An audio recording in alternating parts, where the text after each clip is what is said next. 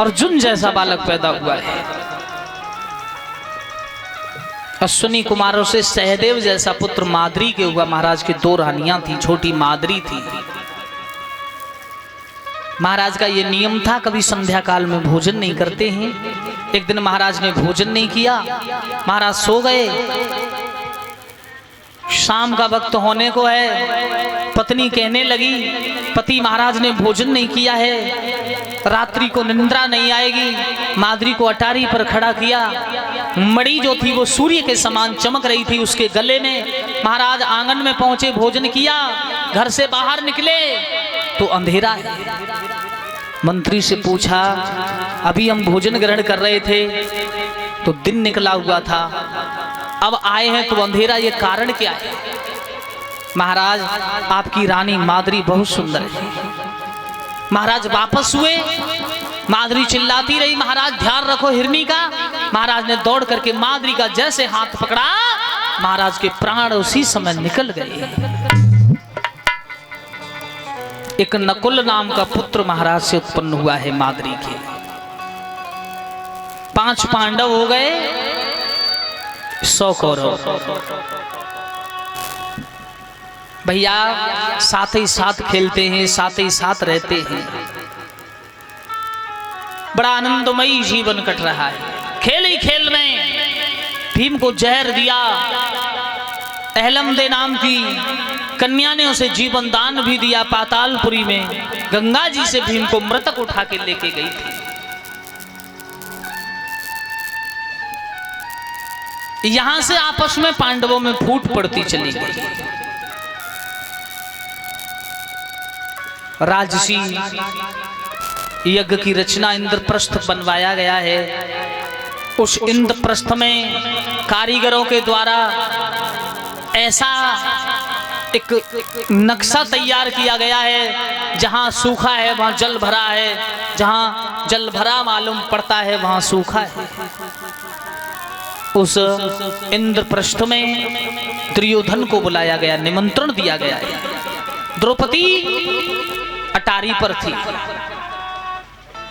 दुर्योधन ने वस्त्र ऊपर को खींचे और जल में जा गिरे।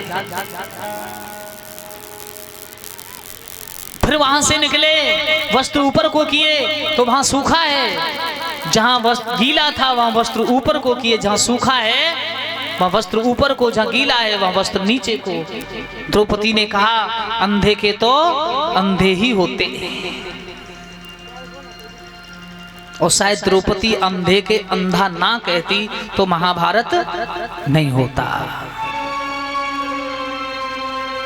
अपमान भरा शब्द सुन के दुर्योधन ने कहा, एक दिन वो होगा कि तुम्हें नग्न अवस्था में करके हम सभा में जरूर नचाएंगे। शकुनी की चाल से जुआ में बैठ गए और उस शकुनी की चाल से जुआ में बैठ गए। संपूर्ण राज्य हस्तिनापुर का हार गए हैं। दुर्योधन ने कहा, भैया एक दांव और खेल लो।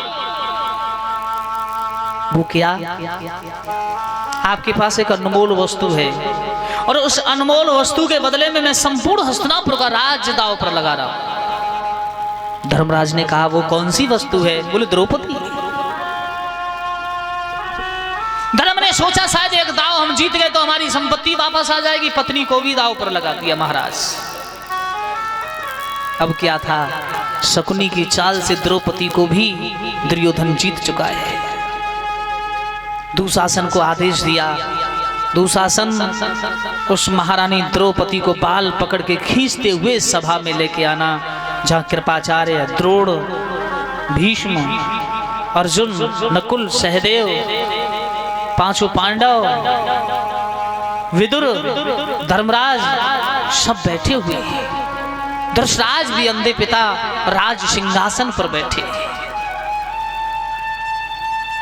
दुशासन ने कहा, भाभी निकलो महलों से, तुम्हें सभा में बुलाया है। द्रौपदी कहने लगी, किस कारण मुझे बुलाया? आज तक सभा में मेरा कोई काम नहीं, पर क्यों बुलाया है? बोले, अब तुम हमारे भैया दुर्योधन की भार्या। क्या? हाँ। द्रौपदी ने कहा, दुशासन अगर ये शब्द आप कहोगे तो इन अपशब्दों के कारण खून की नदियां बह जाएंगी। दुशासन कहने लगा राजी से चलोगी या बाल पकड़ के खींच के ले जाना पड़ेगा। द्रौपदी हाथ जोड़ के गांधारी से कहती रही, मां समझा लो अपने लाडनों को, भी कुछ नहीं बिगड़ा है। अगर आगे ये बढ़ते चले गए तो एक दिन वो होगा कि सर्वनाश से कोई नहीं बचा पाएगा। अभी भी समझा लो, मौका है। गांधारी बहुत समझाती रही दुशासन को। झपट्टा मारा, द्रौपदी का हाथ पकड़ के खींचता हुआ सभा की ओर लेके गया है वो दुशासन। सज्जनों, क्या मंजर था।